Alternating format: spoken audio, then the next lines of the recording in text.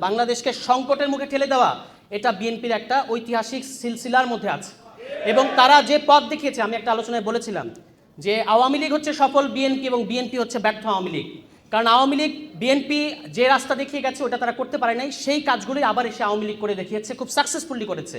কিন্তু বিএনপি নিজের দেখানো রাস্তায় নিজে গিয়ে খাদের মধ্যে পড়েছে। আজকে আপনি পত্রিকা নিউজ দেখবেন যে এখন যে নতুন প্রধানমন্ত্রী বাসভবন হচ্ছে, সেখানে বাংকার করা হচ্ছে, সেখানে টানেল করা হচ্ছে। আপনি কোথায় যেতে চান? আপনি কোথায় যেতে চান? সংসদে তো আপনি নির্বাক থাকেন এবং পার্লামেন্টারি ডেমোক্রেসির নামে আপনারা দেখেছেন যে স্বরাষ্ট্রমন্ত্রী তিনি ক্রীড়া বিষয়ক প্রশ্নের উত্তর দেন, স্বাস্থ্য বিষয়ক প্রশ্নের উত্তর দেন, তিনি সব্যসাচী সমস্ত বিষয়ে প্রশ্নের উত্তর দেন। শুধু নিজের মন্ত্রণালয়ের অবস্থা ওই সাবেক অন্তর্বর্তী সরকারের সাবেক স্বরাষ্ট্র উপদেষ্টার চেয়েও ব্যর্থ স্বরাষ্ট্রমন্ত্রী তিনি। দুনিয়ার সমস্ত বিষয়ে তিনি উত্তর দিচ্ছেন, শুধু নিজের মন্ত্রণালয়ের খবর নাই। গত 2 মাসে তাদের নিজেদের অন্তর্কন্দলে এই পর্যন্ত 30 জনের অধিক বিএনপি নেতাকর্মী হত্যার শিকার হয়েছে। কিন্তু তিনি বাংলাদেশকে সংবিধান পড়াচ্ছেন, যে সংবিধান আবার প্রতি পদে পদে প্রতি বাক্যে বাক্যে তিনি ভুল বলেন, বিভ্রান্তিকর তথ্য দেন। তিনি মনে করেন সংবিধানের ধারা উপধারা 115 অনুচ্ছেদ এটা আছে, 64 অনুচ্ছেদ এটা আছে, এইটা বুঝাই নাকি সংবিধান বোঝা। তিনি এখন বাংলাদেশে অপ্রতিদ্বন্দ্বী সংবিধান বিশেষজ্ঞ হয়ে গেছেন এবং তিনি মানে কত তার অডাসিটিটা আপনারা খেয়াল করবেন। সংসদে দাঁড়িয়ে পুরো জাতিকে তিনি অপমান করছেন। তিনি বলছেন তিনি মাস্টারি করছেন। যে কোনো সভ্য গণতান্ত্রিক দেশে এরপরে তাকে আর ওই জায়গায় কথা বলতে দিত না। আপনি আমাদের সংসদ নেতাকে দেখবেন তিনি নাকি জেস্টার পলিটিক্স করেন। আমি বলেছি তিনি একজন নির্বাক চলচ্চিত্র। সংসদে তিনি গাম্ভীর্যের সাথে বসে থাকেন। তিনি জুলাই শরৎ নিয়ে কথা হয়েছে, বিরোধী দলীয় নেতা কথা বলেছেন, চিফ হুইপ কথা বলেছেন, বিরোধী দলের সমস্ত সংসদ সদস্যরা কথা বলেছেন, কিন্তু আমাদের নির্বাক চলচ্চিত্র একটা সেকেন্ড মুখ থেকে একটা শব্দ বের করেন নাই। তার পক্ষে কথা বলেন স্বরাষ্ট্রমন্ত্রী। ফলে যেহেতু অন্যান্য নেতৃবৃন্দ কথা বলবেন, আমি আর কথা বাড়াবো না। শুধু একটা জিনিস আপনারা খেয়াল করবেন, মাছর ন্যায় বড় মাছ ছোট মাছকে গিলে খায়।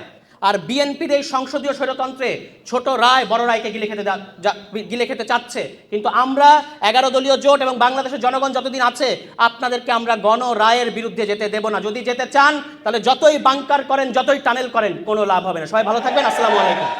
সম্মানিত উপস্থিতি, আজকের এই জাতীয় সেমিনারে এই পর্যায়ে আলোচনা পেশ করার জন্য অনুরোধ করছি এবি পার্টির যুগ্ম সাধারণ সম্পাদক ব্যারিস্টার সানি আব্দুল হক। আলোচনা পেশ করছেন ব্যারিস্টার সানি আব্দুল হক।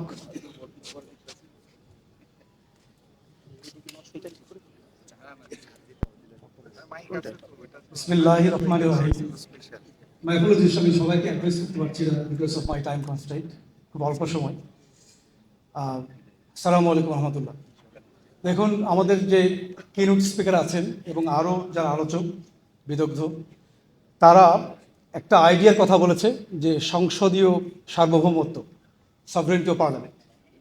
দেখুন, বাংলাদেশের সংসদ যে সার্বভৌম নয়, এটা বোথ একাডেমিক্যালি এবং পলিটিক্যালি এটাকে ডিসপ্রুভ করা দরকার। সভরেনিটি অফ পার্লামেন্ট এই নোশনটার, এই আইডিয়াটার যদি ক্লোজেস্ট কোনো নেশন থাকে, closest parliament following this notion, সেটা হচ্ছে Westminster parliament, the British model. French philosopher and legal jurist Albert Van Dicey, উনি একটা বই লিখেছিলেন, 1885-এ পাবলিশ হয়েছিল, an introduction to the study of the law of the constitution. তিনি সেখানে এই সুপ্রিমেসি অফ পার্লামেন্ট ও সভরেনিটি অফ পার্লামেন্টের 3টা প্রিন্সিপাল বলেছেন, and all 3 conditions must be satisfied. যদি আপনি সভরেনিটি অফ পার্লামেন্টের কথা আসে তাহলে ওখানে তিনি যে 3টা প্রিন্সিপাল দিয়েছেন, এগুলো 3টাই স্যাটিসফাইড হতে হয়। Principal number 1, parliament can make law whatever it wishes to. Parliament যে কোনো আইন করতে পারবে যা সেটা ভালো মনে করে। দেখুন, আমি একটা কম্পারেটিভ অ্যানালিসিস দেবো যে ব্রিটিশ মডেল কীভাবে ফলো করে, বাংলাদেশ কীভাবে ফলো করে না। Westminster parliament can make law whatever it wishes to. যদি ওয়েস্টমিনস্টার পার্লামেন্ট মনে করে যে all blue white babies will be killed from next Monday morning, এই দেশের প্রত্যেকটা নীল চোখা বাচ্চাকে মেরে ফেলা হবে, যদি ওয়েস্টমিনস্টার পার্লামেন্ট যদি এটা প্রসিডিউরালি কারেক্ট গো থ্রু করে যদি এটা পাস করে, it will be a good law. Good law in the sense it is a procedurally correct law. Of course তাদের একটা they must be prepare to pay for political ramifications, political কম্পেনসেশনের জন্য ওই দলকে, ওই সরকারকে প্রিপেয়ার থাকতে হবে। But so long as legality is concern, it is a good law. Dicey principle number 1 তারা ফলো করে, বাংলাদেশ এটা করে না। বাংলাদেশের parliament cannot pass law whatever it wishes to. এটা একটা প্রোভাইজ আছে, একটা কন্ডিশন হতে কি it must be compatible to the constitutional provisions. Constitution provisional একটা লিগালিটি বেঞ্চমার্ক দিতে হয় যে এইটা কম্প্যাটেবল হতে হয়। 2 নম্বরটা অত ইম্পর্টেন্ট না, এই দুটোই স্যাটিসফাইড হয় যে parliament cannot bind is successor and it is not bound by its predecessor. এটা বাংলাদেশে প্রেটি মাচ ফলো করা হয়, বা শর্ত 3টা প্রিন্সিপালি স্যাটিসফাইড হতে হবে। থার্ড, এটা একটা ইম্পর্টেন্ট, সেটা হচ্ছে যে there is no body and authority which can challenge the validity of an act of parliament. Westminster parliament যে আইন পাস করে কোনো বডি বা অথরিটি নাই যেটাকে যেখানে সেটা চ্যালেঞ্জ করা যায়, নট ইভেন দ্য কোর্ট। ওই যে আবার বলছি যে প্রসিডিউরালি কারেক্ট প্রসেস যদি ফলো করা হয় it cannot be challenge through court. বাংলাদেশে পার্লামেন্ট যে আইন প্রণয়ন করে এটা চ্যালেঞ্জ করা যায় না কোর্টে, তাহলে এই কন্ডিশন তো ফেল করে। এই জন্য বলছি বাংলাদেশে যেটা বলা হচ্ছে সংসদে যে ট্রেজারি বেঞ্চ থেকে যে বাংলাদেশের সংসদ সার্বভৌম, ডিফেক্টিভ, ফ্লড অ্যান্ড লিগালি রং। আরেকটা হচ্ছে সংস্কার এবং অ্যামেন্ডমেন্টের প্রশ্ন। দেখুন বিএনপি যে 31 পয়েন্টস তারা যে সবসময় রেফার করে 31 দফা বলে, ওখানে 2টো দফা আছে, অনেকগুলো আছে, 2টো দফার কথা বলবো যেটা বেসিক স্ট্রাকচারকে ডিরেক্টলি এফেক্ট করে। একটা কি যে বিএনপি কিন্তু এই জুলাই জাতীয় ঐক্যমত্য কমিশনে এটা জুলাই সনদে স্বাক্ষর করেছে যে তারা বাইক্যামেরাল পার্লামেন্ট সিস্টেম বাংলাদেশে চায়, এবং তারা যে ডিভিশনাল সিটিজগুলোতে তারা হাইকোর্টের যে বেঞ্চগুলোকে ডিভিশনাল সিটিগুলো নিতে চায়। এগুলো তো বেসিক স্ট্রাকচার প্রভিশন। তো আপনি যদি সংশোধনীর মাধ্যমে এটা আনতে এটা পারবেন না। তো যদি বেসিক স্ট্রাকচারকে ডিরেক্টলি এফেক্ট করে তাহলে আপনার একমাত্র পদ্ধতি হচ্ছে এটা সংবিধান সংস্কার পরিষদের মাধ্যমে করতে হবে। Parliament does not have the authority to do that, এটা পারা যাবে না। তাহলে আপনি 31 পয়েন্টসের কথা বলে আপনি পলিটিক্যাল গিমিক করছেন, বলছেন যে আমরা 31 দফা আছে, জুলাই জাতীয় ঐক্যমত্য কমিশনে আপনি সিগনেচার করেছেন, তাহলে এগুলো তো আপনার মিথ্যাচার করেছেন। আরেকটা বলবো সেটা হলো যে আমাদের পলিটিশিয়ানদের ভিতরে দেখবেন একটা ল্যাক অফ পলিটিক্যাল ইন্টিগ্রিটি সেন্সের অভাব আছে। 2016-এ ডেভিড ক্যামেরন তাকে রিজাইন করতে হয়েছিল। মাইক বন্ধ হয়ে গেছে, এটা কাজ করে না। ডেভিড ক্যামেরন যে ব্রিটিশ প্রাইম মিনিস্টার, উনি 2016-এ রিজাইন করেছিলেন কারণ তিনি রিমেইনের পক্ষে ছিলেন যে ব্রিটেন ইউরোপিয়ান ইউনিয়নের সাথে থাকবে।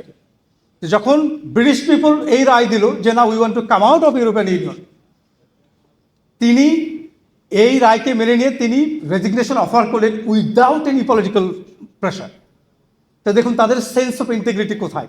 আর এখানে পুরো আমি পার্সোনালি ভেবেছিলাম যে বিএনপি হয়তো ডিলি জালি করবে, একটু গড়িমসি করবে, কিন্তু এটা যে কমপ্লিটলি ডিসকার্ড করে দেবে এটা আমার ওয়াইল্ডেস্ট ইমাজিনেশন আমি আসলে ভাবি নাই।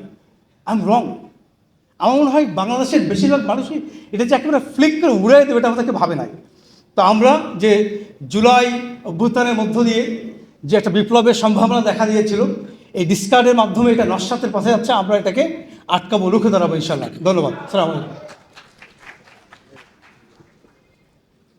এখন আলোচনা রাখার জন্য অনুরোধ করছি নেক্সাস ডিফেন্সের সম্মানিত সভাপতি ব্রিগেডিয়ার জেনারেল অবসরপ্রাপ্ত হাসান নাসির।